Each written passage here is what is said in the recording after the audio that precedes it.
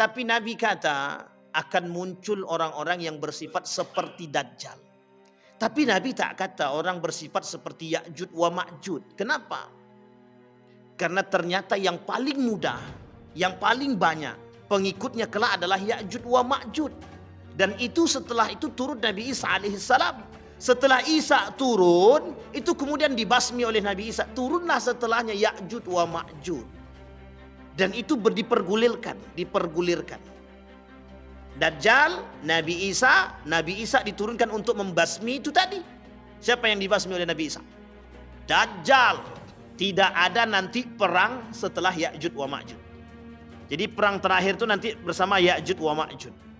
Itu sudah setelah itu tidak ada perang lagi. Yang terjadi setelah itu fitnah-fitnah yang lain saja, yang sambil menunggu kedatangan zalzalah kiamat yang sesungguhnya.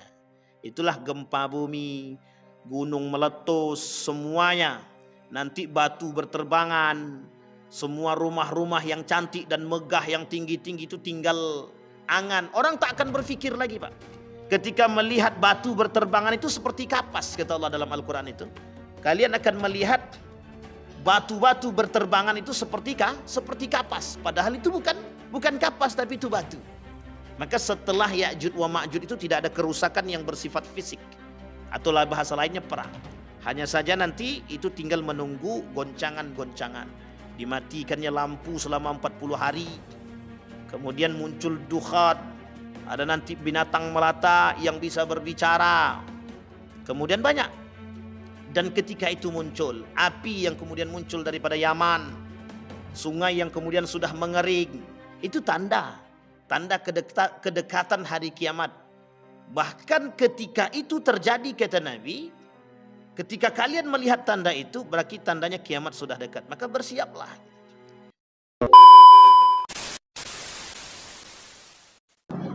A'udzu billahi minasyaitonir rajim. Bismillahirrahmanirrahim. Assalamualaikum warahmatullahi wabarakatuh.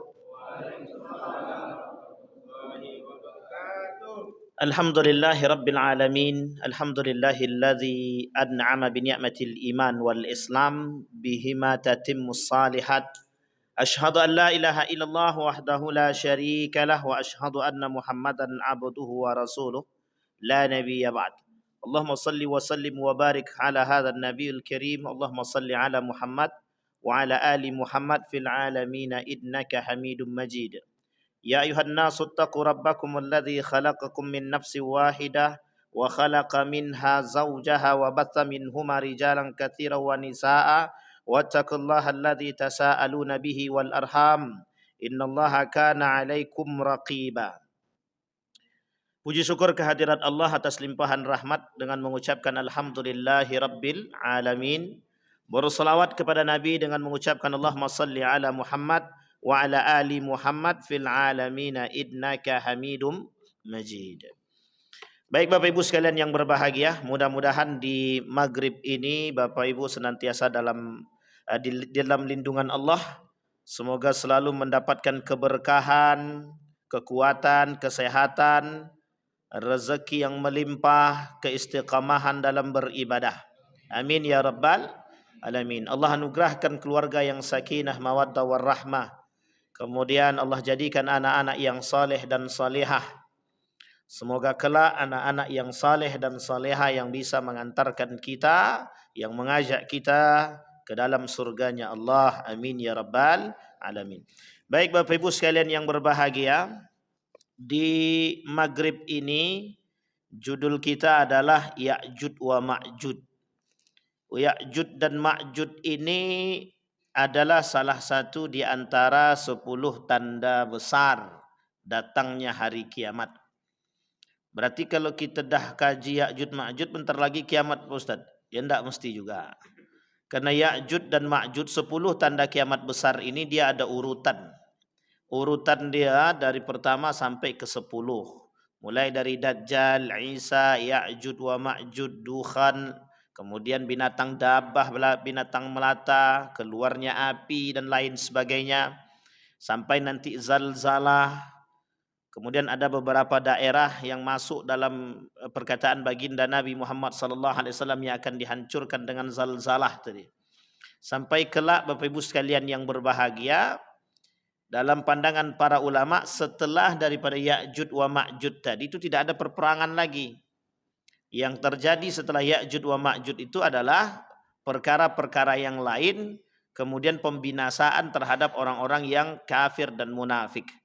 Baik itu sifatnya zalzalah dan lain sebagainya. Ya'juj dan Ma'juj ini itu disebutkan dalam Al-Quran dan hadis Nabi. Karena ini adalah tanda kiamat besar. Jadi sebenarnya mengkaji Ya'juj wa Ma'juj ini itu sebenarnya ngeri-ngeri sedap. Kenapa kita katakan ngeri-ngeri sedap? Karena pembahasan Ya'juj wa Ma'juj ini itu mengingatkan kita, andailah kata Ya'juj wa Ma'juj ini benar datangnya dalam waktu yang mungkin agak sedikit lebih dekat, itu membuat kita agak sedikit khawatir. Tapi itu perlu kita melihat atau perlu kita meninjau kepada penelitian-penelitian atau kajian-kajian yang sifatnya baik itu melalui buku-buku dan hadis Nabi yang pernah dikatakan oleh baginda Nabi atau penelitian-penelitian yang pernah terjadi. Nanti kita sampaikan ada salah seorang penelitian dari Amerika Serikat itu yang pernah meneliti tentang tembok tembok besar yang dibuat oleh Zulkarnain. Apakah itu dia tembok yang dimaksud adalah tembok Cina ataukah itu temboknya yang dibuat oleh Zulkarnain tadi tembok yang lain, dan mengapa tidak bisa dideteksi oleh satelit, dan apakah itu menjadi tanda tanya. Maka sebagian ulama mengatakan, para alim, para peneliti ketika itu mengatakan temboknya yang dibuat oleh Zulkarnain itu sampai hari ini menjadi tanda tanya. Bahkan para peneliti sudah mencoba untuk meneliti dan itu belum bisa dipastikan. Nah, ini kemudian menjadi persoalan. Tidak salah ketika para peneliti mencoba meneliti demikian. Pernah ada tulisan tentang masalah DNA. Ini bukan tes DNA ya, tapi DNA. Pernah ditemukan DNA itu oleh salah satu peneliti di Amerika Serikat itu di dalam tanah. Sehingga mereka mengatakan dari DNA tersebut itu menghasilkan ditemukan makhluk-makhluk yang sangat menyeramkan, sehingga ada yang mengatakan apakah itu Ya'juj wa Ma'juj. Jadi Bapak Ibu sekalian yang berbahagia, kita hanya mempelajari tapi kita tidak menebak secara benar apakah itu yang disebut dengan Ya'juj atau Ma'juj.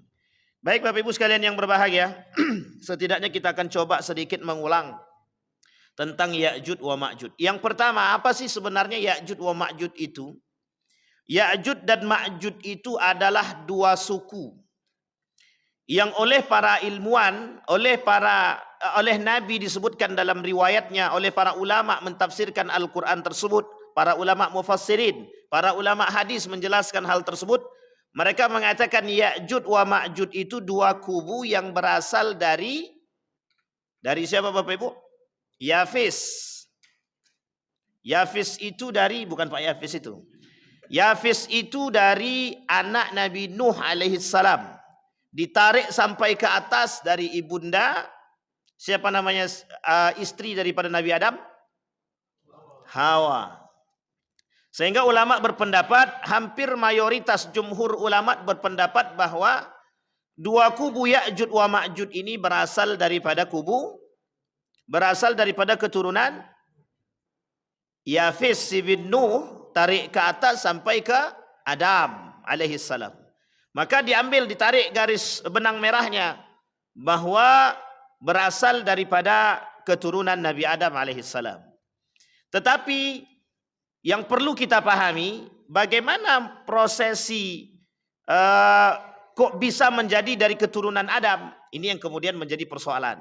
Ada yang mengatakan dari benih mani yang pernah jatuh ke tanah, tapi kemudian berhasil menciptakan makhluk. Yang makhluk itu kelak disebut dengan Ya'juj wa Ma'juj. Tapi ada juga kemudian referensi-referensi yang lain.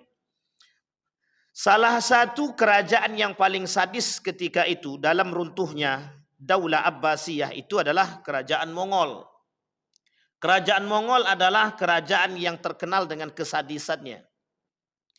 Bahkan kerajaan Mongol ini itu menghilangkan identitas daripada umat Muslim atau identitas agama Islam. Salah satu identitas atau yang menjadi peninggalan umat Islam ketika itu adalah yang disebut dengan perpustakaan yang ketika itu ada di Baghdad. Nah, perpustakaan itu juga dihancurkan ketika dia selesai membunuh semua umat manusia yang ada pada masa Daulah Abbasiyah. Jadi keganasan yang dilakukan oleh kerajaan Mongol terhadap Daulah Abbasiyah umat Islam ketika itu sangat sadis. Maka diidentikan ketika itu oleh sebagian ulama mengatakan bahwa kesadisan bangsa Mongol dalam membunuh kaum-kaum muslimin ketika itu hampir serupa. Bahkan lebih daripada itu akan bermunculan yang lebih sadis. Itulah yang disebut dengan Ya'jud wa Ma'jud. Kata Nabi dalam hadisnya mufsidun, kelompok yang merusak. Dalam Al-Quran disebut dengan mufsidun, orang-orang kelompok-kelompok yang merusak di muka bumi. Maka Ya'jud wa Ma'jud itu identiknya dengan hal yang buruk, yang melakukan kerusakan di muka bumi. Ada satu pendapat mengatakan begini, tapi dalam bentuk pertanyaan. Apakah Zionisme itu Ya'jud wa Ma'jud? Karena Zionisme itu, boleh Bapak Ibu tengok, mereka tak pandang bulu kan. Kalau bunuh orang kan dia tak pandang. Mau manusia atau tak manusia, bunuh saja. Yang penting bukan dari diri dia. Sehingga ketika dia membunuh umat manusia itu, mereka tak pandang.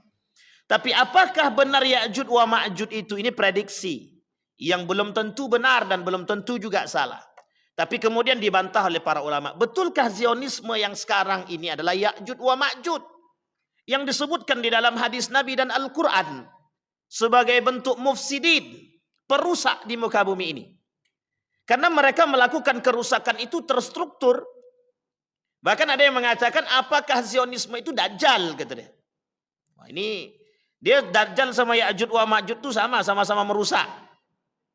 Adik-beradik, cuman beda masa saja. Dajjal itu merusak juga. Ya'jud wa Ma'jud juga merusak. Tapi mana yang paling sadis? Kedua-duanya sadis dengan gaya metode yang berbeda. Ya, kalau Dajjal itu dia punya kelebihan, paling tidak ada 6 kelebihan dia. Ketika dia menunjuk langit, hujan turun. Ketika dia menghidupkan orang yang dia bunuh, kemudian dia bisa hidupkan kembali. Dan ini salah satu fitnah daripada Dajjal.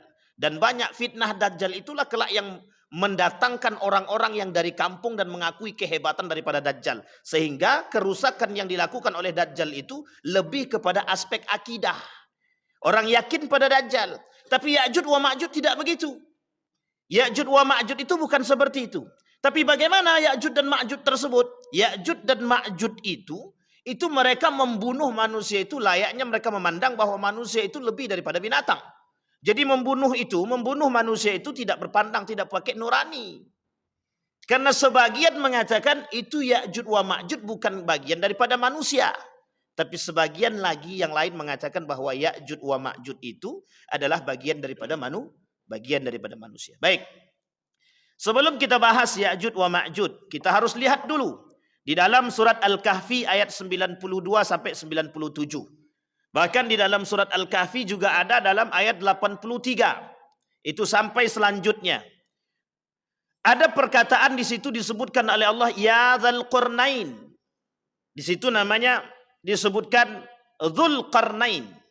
Siapa Dzulqarnain ini? Nah, ini yang kemarin yang di sana kita belum bahas, kita bahas sedikit di sini. Dzulqarnain adalah seorang raja yang beriman, yang saleh ketika itu. Dzulqarnain ini mengerti ada kelompok yang memang merusak, yang akan melakukan kerusakan di muka bumi dan diberitahu oleh Allah. Siapa mereka? Itu yang disebut dengan Ya'jud wa Ma'jud. Yang kemudian oleh Dzulqarnain itu dibangun tembok yang besar. Dalam riwayat itu temboknya terbuat dari besi. Nah, nanti kita sampaikan dalam pandangan para ulama apakah tembok itu disebut dengan tembok Cina? Karena dia perbatasan daripada itu. Jadi kerajaan Mongol itu juga masuk pada perbatasan situ. Nah, ini yang kemudian bangsa Mongol, bukan kerajaan Mongol, bangsa Mongol. Dan itu terkenal, kesadisan bangsa Mongol itu terkenal. Apakah mereka bagian daripada itu atau lain sebagainya. Dzulqarnain bukanlah seorang nabi, tapi dianggap orang saleh. orang saleh. Sama seperti dengan Luqmanul Hakim. Wa idh qala Luqmanu li ibnihi ya bunai la tusyrik billah. Dipertanyakan oleh para ulama, siapa Luqmanul Hakim di sini? Luqmanul Hakim di situ apakah nabi, apakah orang saleh? Maka para ulama, jumhur ulama ittafaqa jumhurul ulama ala annahu min hakimin salihin. Seorang hakim yang saleh, bukan nabi. Sama dengan Zulkarnain. Tidak dianggap nabi, tidak dikatakan nabi, tapi dia sebagai orang yang saleh. Ia diberi nama Zulkarnain karena ia sudah pernah mencapai ujung dunia dari timur hingga barat. Tempat tanduk setan terbit. Nah, ini kapan-kapan baru tanduk setan ini kita bahas. Jadi Bapak Ibu, permasalahan tanduk setan ini itu juga menjadi permasalahan oleh sebagian para ulama. Apa yang disebut dengan tanduk setan itu? Nah, ini tanduk setan ini banyak multi tafsirnya. Lain waktu kita bahas, karena kalau bahas itu tak habis nanti. Nanti protes pula Pak Yendi kan. Sehingga tersebut ketika Zulkarnain mengetahui, Allah sebutkan di dalam Al-Quran dalam surat Al-Kahfi tersebut, bagaimana Zulkarnain diperintahkan oleh Allah membangun tembok yang tinggi dan besar. Tembok yang tinggi dan besar. Nah, kemudian Allah sebutkan, kemudian ia menempuh suatu jalan yang lain lagi, hingga apabila dia telah sampai di antara dua buah gunung, dia mendapati di hadapan kedua bukit itu suatu kaum yang hampir tidak mengerti pembicaraan. Jadi ketika seorang ilmuwan Amerika menemukan salah satu gunung yang ada di Amerika itu, di dalam gunung itu sekitar 12 km kedalamannya, itu bahasanya lebih dalam lagi, galiannya berarti kan begitu. Artinya ditemukan dalam gunung tersebut, apa yang ditemukan? Kelompok yang hidup, yang tidak, pembicaraan mereka tidak dimengerti. Tapi kemudian para ulama mengatakan, ulama yang ada di sana mengatakan hasil penemuan tersebut, apakah itu yang disebut dengan Ya'jud wa Ma'jud? Dibantah oleh para ulama, tidak. Meskipun percakapan mereka tidak dimengerti, kuku mereka panjang dan menakutkan, bentuk mereka tidak sama seperti manusia. Maka oleh para ulama tidak sejalan dengan apa yang disampaikan oleh Nabi. Karena dalam hadis Nabi itu salah satu bentuk atau ciri daripada Ya'jud wa Ma'jud itu salah satunya bermata sipit.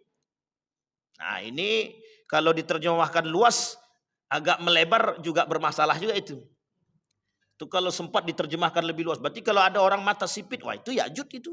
Itu tak bisa. Makanya bahasa ini tafsirnya tidak boleh tafsirnya melebar, itu tak bisa. Apalagi, tapi ketika dikatakan ada pertanyaan. Dan ini ternyata sudah dibahas lebih dulu oleh para ulama. Mendengar kalimat sipit, bermata sipit itu, tembok yang tinggi, itu orang berpendapat, apakah ini disebut dengan berasal dari Cina? Ini kemudian menjadi pertanyaan, apakah Ya'jud wa Ma'jud itu kelak datang dari Cina atau berasal dari Cina? Karena di situ ada tembok Cina yang tinggi dan besar, dan di perbatasan itu ada makhluk-makhluk, maksudnya ada manusia-manusia yang sadis dan ganas, yang makhluk itu disebut dengan bangsa Mongol. Dan itu perbatasan India-Cina. Oh, itu sangat. Nah, itu kemudian menjadi persoalan. Apakah nanti ada bantahan daripada ulama atau tidak terkait apakah bangsa Ya'jud wa Ma'jud ini berasal dari Cina atau tidak. Baik. Kemudian Allah perintahkan, hai Zulkarnain, sesungguhnya Ya'jud wa Ma'jud itu orang-orang yang melakukan kerusakan di muka bumi. Jadi sudah banyak tandanya Bapak Ibu. Tadi mata sipit. Kemudian sifat kedua melakukan kerusakan di muka bumi. Jadi Bapak Ibu jangan sebut pula ada orang yang melakukan kerusakan di muka bumi. Ya'jud wa Ma'jud gitu. Itu tak bisa juga. Karena kita harus tahu karakter-karakter dia. Kemudian disampaikan orang-orang yang melakukan kerusakan di muka bumi. Maka dapatkah kami memberikan sesuatu pembayaran kepadamu. Supaya engkau membuat dinding antara kami dan mereka. Kata Allah, antara kami dan mereka. Kami di sini bukan untuk Allah. Kalimat kami di sini oleh para ulama dikatakan bukan Allah. Tapi kalimat di sini adalah umatnya Nabi Muhammad sallallahu alaihi wasallam. Jadi saking tingginya tembok itu Bapak Ibu, itu tidak bisa. Tidak bisa digrogoti, tidak bisa dikikis saking kerasnya. Tapi kelak itu hancur ketika janji Allah. Ketika janji Allah itu hancur. Sehingga oleh ulama ini disebutkan oleh Muhammad Arif ini, Dr. Muhammad Arif mengatakan nanti disampaikan bagaimana cara mereka menghancurkan tembok itu. Itu disampaikan. Dan bisa Ibu bayangkan, Bapak Ibu bayangkan ketika tembok yang tinggi, di situ manusia-manusia yang ganas-ganas tinggal di situ. Ibarat ketika ada 2 orang saja, 2 orang yang terkurung di dalam satu ruangan tidak dikasih makan. Kira-kira apa yang akan terjadi di situ? Yang terjadi di situ siapa yang paling kuat? Maka yang paling kuatlah yang akan memakan yang lemah. Gitu. Sama halnya ketika ketika bangsa Ya'juj wa Ma'juj ini terkurung sekian lama, ketika mereka keluar daripada kurungan tersebut, itu mereka seperti binatang buas yang keluar daripada sarang dia. Dan kelak nanti Ya'juj wa Ma'juj itu akan bercampur antara kalian satu dengan yang lain. Dan kalian tidak mengenali mereka. Bagi mereka yang mengenal itu, bagi mereka yang beriman mereka tahu. Tapi bagi mereka yang tidak beriman mereka tidak mengerti. Mana yang disebut dengan Ya'juj wa Ma'juj itu. Tinggi mereka lebih tinggi daripada kita. Maka habis ini jangan tengok yang tinggi-tinggi, tak usah. Nanti bahaya. Baik Bapak Ibu sekalian yang berbahagia. Nah, pertanyaannya kemudian siapakah Zulkarnain tadi sudah kita sampaikan. Zulkarnain bukanlah Iskandar. Bukanlah Iskandar yang pernah disebutkan. Jadi ada yang mengatakan, salah satu pandangannya mereka mengatakan bahwa Zulkarnain itu adalah Iskandar, Alexander. Ternyata oleh para ulama bukan. Bukan Alexander itu, bukan Iskandar itu yang disebut. Tapi adalah yang lain, orang lain. Oleh para ulama Al-Quran mengatakan, Mufassirin mengatakan, Ibnu Katsir mengatakan, bukan yang disebutkan oleh para pandangan-pandangan yang belum tepat. Sesungguhnya Zulkarnain itu Iskandar, tapi bukan yang disebut dengan Alexander. Baik. Dan itu menunjukkan, dan ini tertulis dalam surat Al-Kahfi. Telah menyebutkan kisah Zulkarnain dalam surat Al-Kahfi bahwa ia telah berkeliling dunia. Di sini kita akan membahas ayat yang berkaitan erat selain daripada surat Al-Kahfi. Baik. Siapakah Ya'juj wa Ma'juj? Adakah pendapat yang lain mengatakan Ya'juj wa Ma'juj tersebut? Ada. Yang mengatakan pendapat yang lain Ya'juj wa Ma'juj tadi, itulah kemudian yang mengatakan bahwa Ya'juj wa Ma'juj itu ada yang datang dari Cina. Ada yang mengatakan Ya'juj wa Ma'juj itu datang dari tempat yang lain. Ada yang mengatakan bahwa Ya'juj wa Ma'juj itu datang dari satu daerah yang berada di pegunungan yang cukup dalam. Itu yang disebut tadi. Salah satunya penelitian yang tadi dilakukan oleh Profesor Doktor dari Amerika tersebut. Pendapat lain menyebutkan bahwa Ya'juj wa Ma'juj diambil dari kalimat bahasa Arab yang berbunyi ajad an-nar, yang berarti api yang menyala-nyala. Jadi api yang menyala-nyala. Ada yang mengatakan Ya'juj wa Ma'juj itu diambil dari kalimat majayamuju. Maka dibaca yaja yamuju. Yaja yajud. Kemudian majayamuju. Diambil dari kalimat yang berartikan gelombang. Ternyata para ulama mengatakan tak cocok. Yang cocok adjayauj. Adjayauj. Artinya apa? Yang artinya adalah api yang menyala-nyala. Kalau disamakan dengan karakter mereka hampir mirip. Dari secara bahasa, arti daripada nama mereka itu dikaitkan dengan karakter sifat yang disebutkan oleh Allah, itu agak bersamaan. Karena salah satunya api yang menyala itu adalah salah satu sifat daripada syaitan. Yang di dalam diri mereka ada nafsu yang selalu menyala. Ada selalu perbuatan-perbuatan yang ingin melakukan kerusakan. Karena identik api itu membakar dan lain sebagainya. Apa agama Ya'juj wa Ma'juj? Sampaikah kepada mereka dakwah Nabi Muhammad sallallahu alaihi wasallam? Ini yang perlu kita pahami. Berarti Ya'juj Ma'juj itu tidak Islam Pak Ustaz. Jadi kita harus cari itu. Apakah Ya'juj wa Ma'juj itu agamanya Islam? Kami belum sampai ke sana lagi. Maka kita akan merujuk kepada pemahaman para ulama. Kata para ulama, Ya'juj wa Ma'juj adalah manusia biasa. Anak cucu Adam. Al-Hafiz Ibnu Hajar Al-Asqalani menguatkan pendapat yang menyebutkan bahwa Ya'juj wa Ma'juj dari keturunan Adam. Yang diambil dari keturunan Yafis ibn Nuh. Ya ayuhan nasu taqu rabbakum idna zalzalatas sa'a syai'un nazim. Hai manusia, bertakwalah kepada Allah kalian. Sesungguhnya kegoncangan hari kiamat itu adalah suatu kejadian yang sangat besar. Salah satu kejadian yang besar disampaikan oleh Nabi. Kata Nabi, la taqumus sa'ah hatta tarau wuqu'an izam.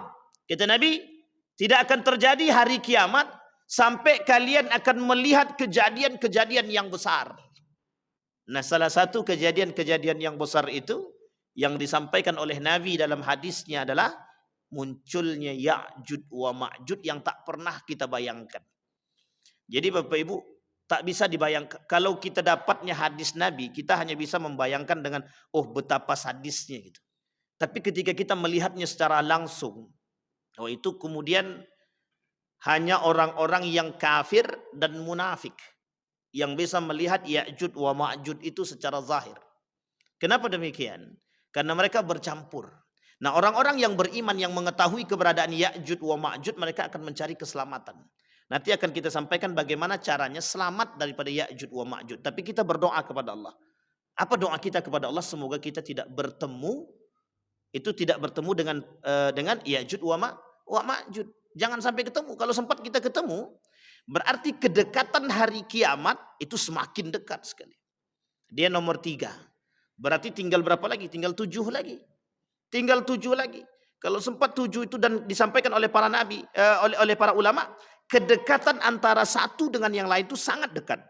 Bermunculannya kiamat besar tadi, antara satu dengan yang lain itu sangat dekat. Nah, kita tidak bisa mentafsirkan sangat dekat itu, tidak bisa. Apakah sekarang, kemudian besoknya kiamat selanjutnya, apakah besoknya lagi kiamat selanjutnya, itu kita tidak bisa mengatakan demikian. Karena itu fatrah, masa, waktu yang menentukan hal demikian. Baik Bapak Ibu sekalian yang berbahagia. Sekarang pertanyaannya adalah, apakah agama Ya'jud wa Ma'jud tersebut? Ulama berbeda pendapat. Tidak ada yang mengetahui secara zahir agama daripada Ya'jud wa Ma'jud. Tak ada yang mengetahui secara zahir. Apakah sampai kepada mereka dakwah baginda Nabi Muhammad SAW? Kalau pendapat Ibnu Hajar al-Asqalani, kata Ibnu Hajar al-Asqalani, itu tidak sampai.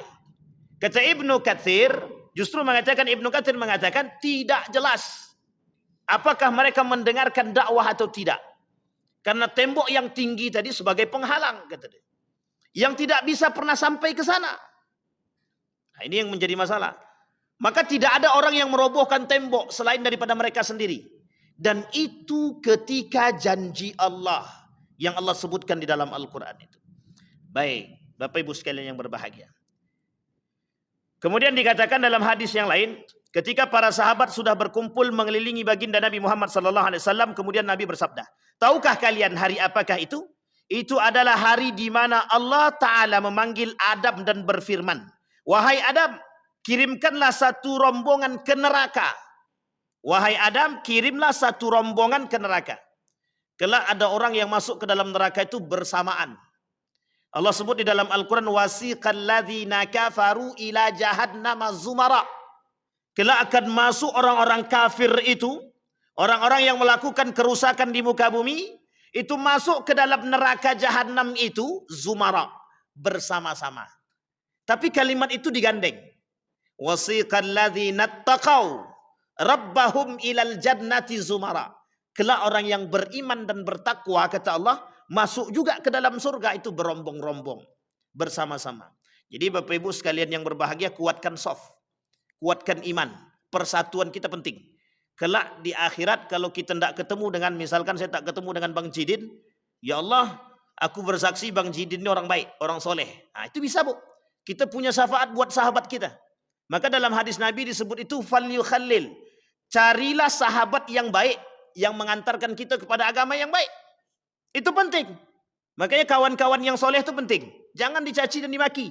Siapa tahu orang-orang yang tak soleh tadi, kalau dengan nasihat kita dia masuk, dengan akhlak kita dia masuk, kita bisa ajak dia.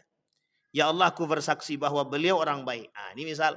Tapi besok kalau Bapak Ibu udah di surga tak nengok saya, itu tak Ibu tak panggil, itu memang bahaya pula kan. Ya, artinya adalah kita saling memberikan peringatan, saling mengingatkan antara satu dan yang lain. Kemudian Adam bertanya, ya Rabbi, apa itu rombongan ke neraka? Allah menjawab dengan firman Allah, dari setiap 1000 orang, 999 orang akan masuk ke dalam neraka dan 1 orang masuk surga. Nah, jadi rombongan yang dimaksud tadi adalah 999 itu masuk ke dalam neraka, 1 saja yang masuk ke dalam surga. Kalau 1000. Andai kata 10.000 berarti cuma 10 orang yang masuk. Berarti 990, sorry berapa tuh? 99.000 yang ya sekitar segitulah pokoknya. Daripada capek kita ngitung kan. Artinya apa? Yang masuk ke dalam neraka. Artinya apa? Kata Nabi, kata para ulama itu mengatakan begini, yang selamat itu sedikit. Dari sekian banyak perbuatan daripada Ya'jud wa Ma'jud tadi, yang dia lakukan kerusakan di muka bumi itu, yang kelak pengikutnya banyak sekali. Pengikutnya banyak. Dan saking banyaknya pengikutnya tadi, maka yang selamat itu hanya 1 ataupun 2 orang. Artinya apa? Itu bahasa kiasan. Sangat sedikit yang selamat. Maka para ulama mengatakan, bagaimana ketika ditanya, bagaimana cara kami selamat daripada Ya'jud wa Ma'jud? Jawabannya adalah, lari ke tembok yang itu. Dan itu disampaikan. Lari ke tembok yang besar. Tapi pertanyaannya adalah, kan temboknya sudah dihancurkan. Artinya apa sebenarnya? Bagi siapa yang punya ketebalan iman, itu yang selamat. Yang tak punya ketebalan iman, ya ketika itu memang tidak selamat. Karena memang yang tidak mau mengikuti mereka, mereka akan bunuh, akan habisi, akan mereka lakukan kerusakan di muka bumi. Baik, jumlah Ya'jud wa Ma'jud sangat banyak. Abdullah bin Amr berkata, meriwayatkan dari baginda Nabi Muhammad SAW ketika Nabi bersabda, sesungguhnya Ya'jud wa Ma'jud adalah keturunan Adam, apabila dilepas mereka akan merusak kehidupan manusia seluruhnya. Tidak ada seorang pun yang meninggal dari mereka kecuali akan meninggalkan 1000 orang keturunan atau lebih. Dan sesungguhnya ada 3 suku bangsa keturunan mereka. 1 namanya Tawil, yang kedua Taris, yang ketiga Minsak. Jadi tak ada yang selamat kecuali orang-orang yang beriman. Maka mencari keselamatan itu dari saat ini, bukan nanti. Kalau nanti itu susah, selamat lagi sudah. Maka cari keselamatan itu dari sekarang. Membangun keimanan yang kuat. Hari ini tak perlu Ya'jud wa Ma'jud muncul saja. Itu udah goncang-gancing gitu sekarang. Semuanya dibuat biar kita jauh daripada iman. Semuanya dibuat biar kita jauh daripada agama. Semua dibuat biar kita jauh daripada nilai-nilai agama. Artinya apa? Belum Ya'jud wa Ma'jud datang, sudah banyak orang-orang yang bersifat demikian untuk melakukan kehancuran tadi. Maka Nabi tak salah ketika Nabi berkata dalam hadisnya itu, akan datang satu masa kepada kaumku, kata Nabi, Dajjaluna kadzabun, orang-orang yang bersifat seperti Dajjal. Nah, jangan pula nanti setelah sifat Dajjal kita sebutkan Dajjal, bermasalah pula kita dengan kalimat Dajjal itu nanti. Tapi Nabi kata akan muncul orang-orang yang bersifat seperti Dajjal. Tapi Nabi tak kata orang bersifat seperti Ya'jud wa Ma'jud. Kenapa? Karena ternyata yang paling mudah, yang paling banyak pengikutnya kelak adalah Ya'jud wa Ma'jud. Dan itu setelah itu turun Nabi Isa alaihissalam. Setelah Isa turun, itu kemudian dibasmi oleh Nabi Isa. Turunlah setelahnya Ya'jud wa Ma'jud. Dan itu dipergulirkan. Dajjal, Nabi Isa diturunkan untuk membasmi itu tadi. Siapa yang dibasmi oleh Nabi Isa? Dajjal. Sekarang belum turun. Kalau sekarang banyak manusia bersifat Dajjal, Nabi Isa belum turun lagi. Kenapa? Karena Dajjal yang sekarang ini tidak lebih berbahaya daripada Dajjal yang sesungguhnya. Karena Dajjal sekarang ini kalau nunjuk langit, hujan belum turun lagi. Kalau dulu ada. Siapa dulu? Firaun. Yang mengaku dirinya lebih kayak seperti Tuhan.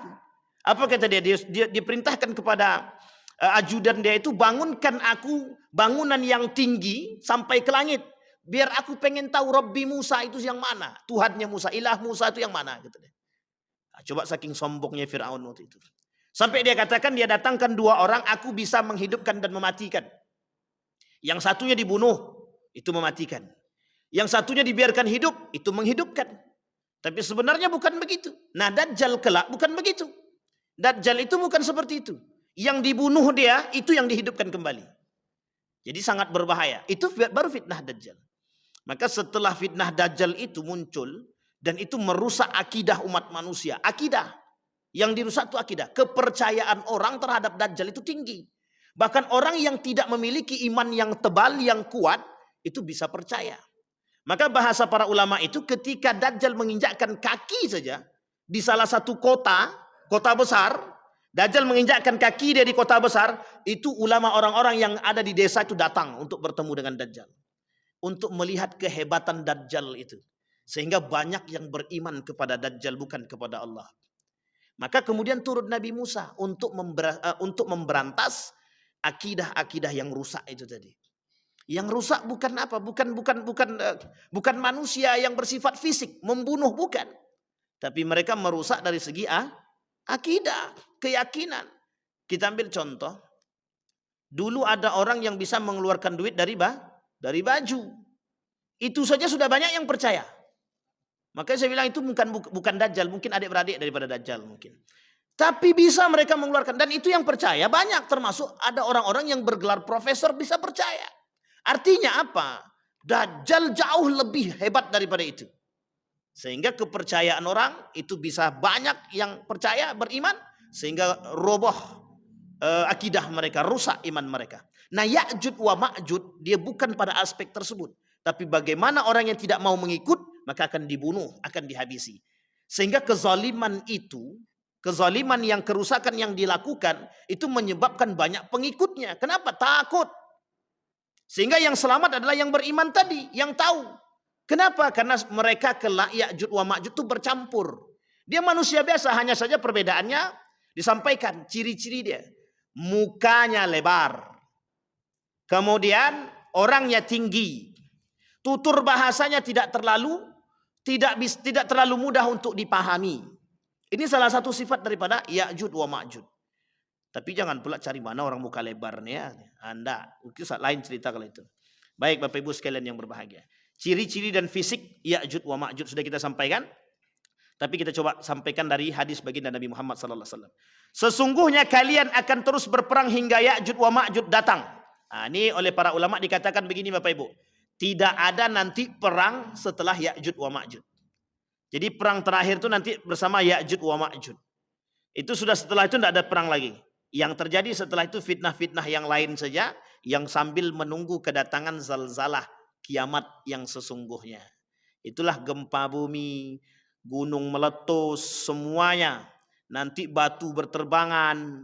Semua rumah-rumah yang cantik dan megah yang tinggi-tinggi itu tinggal angan. Orang tak akan berpikir lagi Pak. Ketika melihat batu berterbangan itu seperti kapas, kata Allah dalam Al-Quran itu.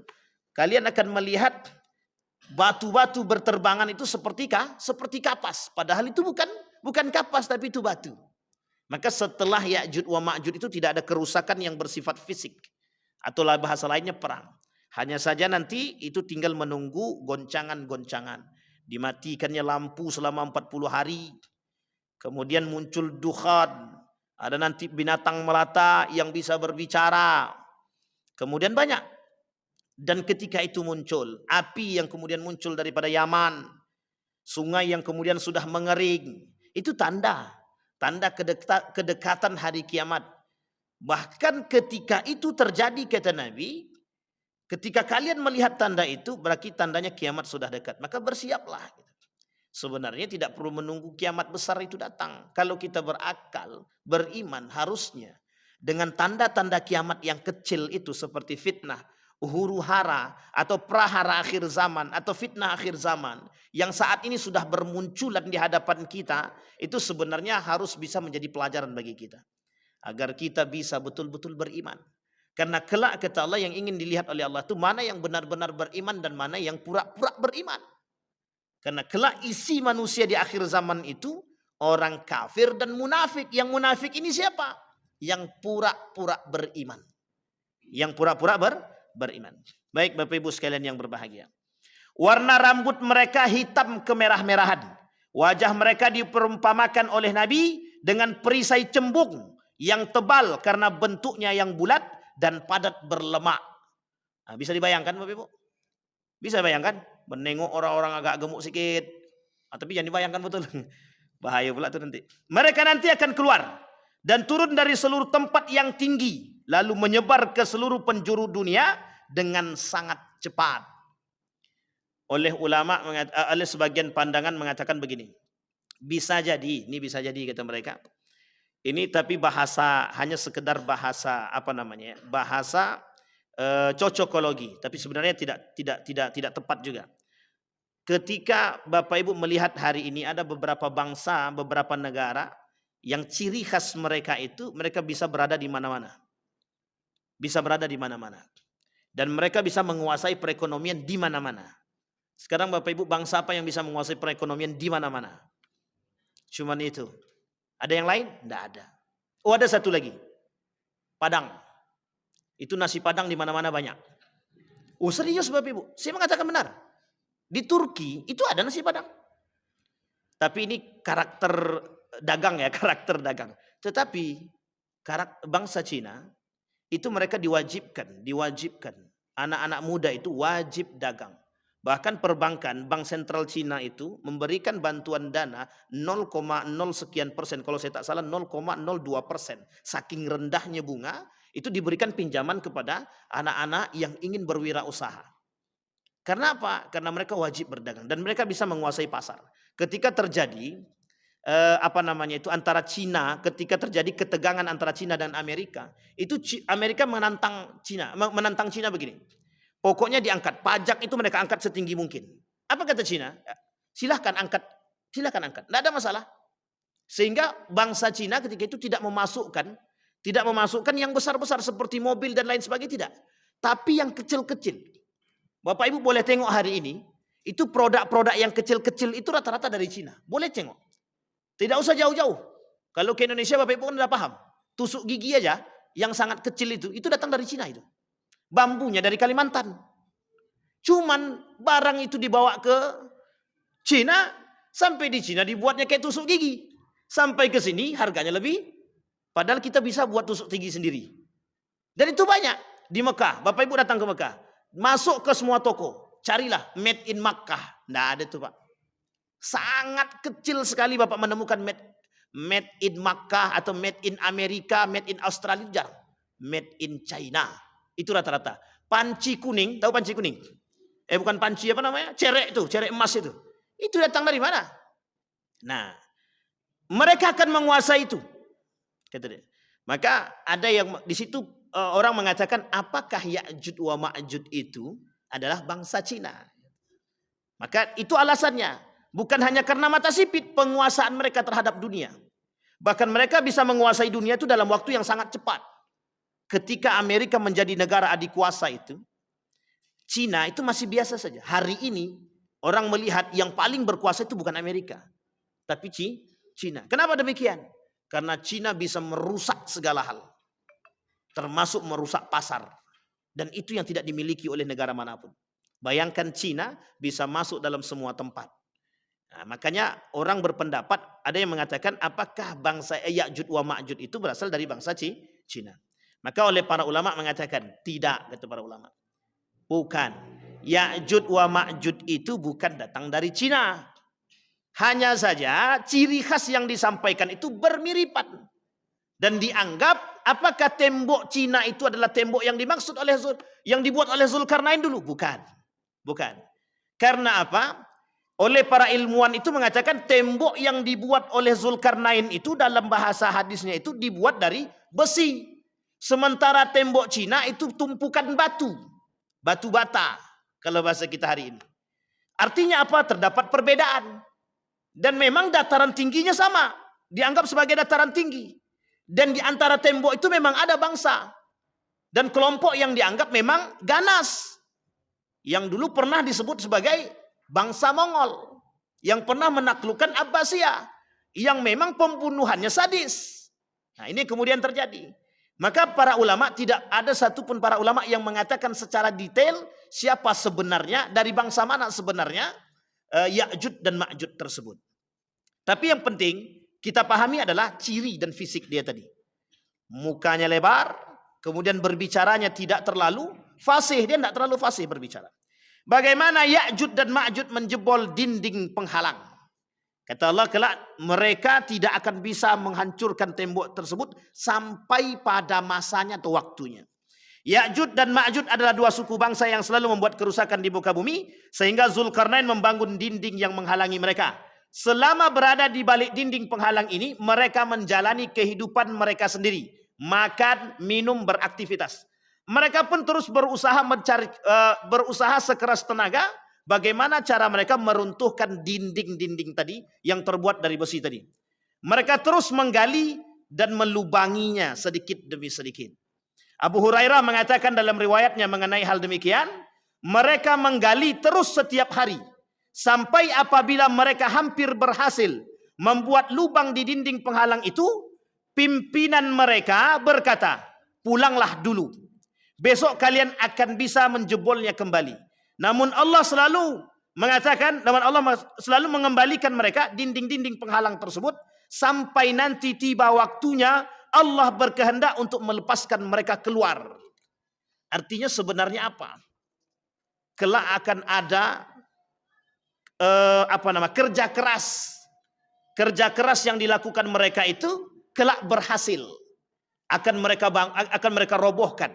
Kata Abu Hurairah itu justru kelak kegigihan mereka itu dipandang ketika memang kedekatan hari kiamat itu semakin nampak. Nah, maka ulama berkata, apakah hari ini kiamat itu sudah dekat? Nah, itu pertanyaannya.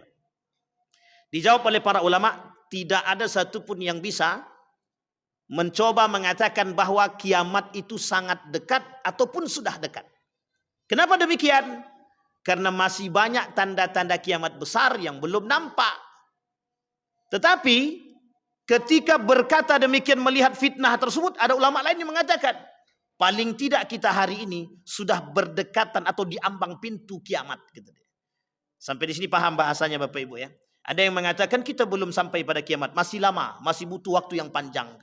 Makanya diambil jalan tengah oleh Syekh Ramadan Al-Buti itu terhadap hari kiamat tersebut. Sebaiknya umat muslim terhadap hari kiamat itu berpedoman pada apa yang sudah dikatakan oleh baginda Nabi Muhammad SAW.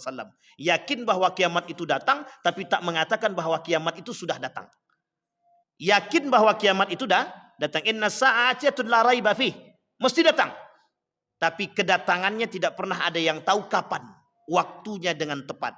Hanya saja ketika Nabi ditanya oleh malaikat itu, tanda-tanda kiamat Nabi sampaikan.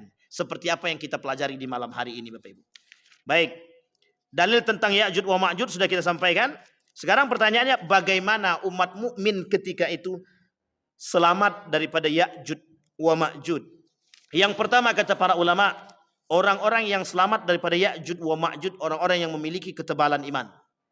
Yang kedua, ulama mengatakan larilah sejauh mungkin Anda mampu lari, sehingga Anda tidak bertemu dengan mereka.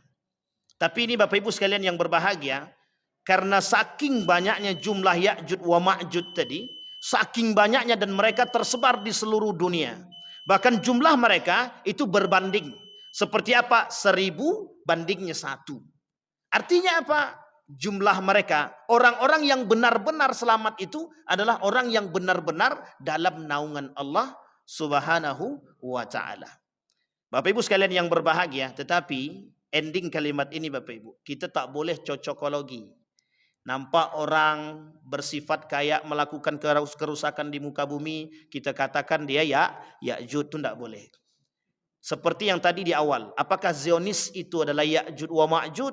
Karena memang tidak ada pendapat yang sahih mengatakan bahwa Zionis itu Ya'juj wa Ma'juj. Apakah Cina itu, bangsa Cina itu Ya'juj wa Ma'juj? Juga tidak ada dalil yang sharih dan yang kuat yang mengatakan mereka Ya'juj wa Ma'juj. Apakah tembok Cina itu adalah tembok yang dibangun oleh Zulkarnain? Oleh para ahli ilmuwan juga tidak mendapatkan keterangan yang pasti.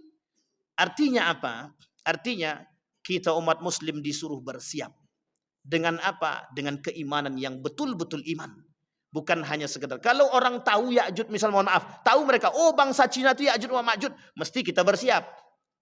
Tapi kalau kita tak tahu, kita hanya diberikan pandangan oleh Allah, disitulah tujuan kecerdasan tadi, agar kita bisa mengokohkan iman. Ada atau tidak adanya Ya'juj wa Ma'juj itu tadi. Tapi keyakinan kita sebagai orang yang beriman, wajib kita meyakini bahwa Ya'juj wa Ma'juj itu ada. Terakhir, bagaimana binasanya Ya'juj wa Ma'juj? Ya'juj dan Ma'juj mulai dari laki-laki, perempuan hingga anak-anak akan menebar kerusakan. Pembunuhan, penodaan kehormatan, kerusuhan, dan perbuatan asusila. Sama tuh seperti manusia hari ini. Sampai-sampai mereka pun menembakkan anak panah mereka ke langit untuk menakutkan atau menaklukkan penghuni langit. Saking sombongnya sama kayak Fir'aun. Selanjutnya Allah akan menurunkan hujan untuk mencuci bumi hingga mengkilap bagai cermin. Lalu Allah berfirman kepada bumi, tumbuhkanlah buah-buahanmu dan kembalilah semua keberkahanmu. Artinya apa? Campur tangan Allah atas runtuhnya Ya'jud wa Ma'jud kelak tak bisa kita hindari. Maka di situ yang harus kita imani, kehancuran Ya'jud wa Ma'jud itu pasti. Tetapi kapan? Karena sekarang Ya'jud itu belum muncul. Yang kita tunggu sajalah. Kita berdoa kepada Allah, moga-moga kita tidak bertemu dengan Ya'jud wa Ma'jud. Insyaallah yang tua-tua ni tak ketemu ni yang Ya'jud wa Ma'jud. Masalahnya yang puluhan tahun yang akan datang yang kita takutkan. Mereka ketemu atau tidak? Mudah-mudahan kita termasuk orang-orang yang beriman kepada Allah. Amin ya rabbal alamin. Saya kira itu saja Bapak Ibu sekalian yang berbahagia. Ini sudah selesai Ya'jud wa Ma'jud. Kalimat endingnya tidak boleh ada yang mengatakan siapapun yang melakukan kerusakan di muka bumi ini, kita tak boleh katakan dia Ya'jud ataupun Ma'jud. Apalagi kita katakan Dajjal, nanti berujung pada Polda. Itu yang tak menjadi masalah kita hari ini. Fa'tabiru ya ulil absar la'allakum tuflihun. Assalamualaikum warahmatullahi wabarakatuh.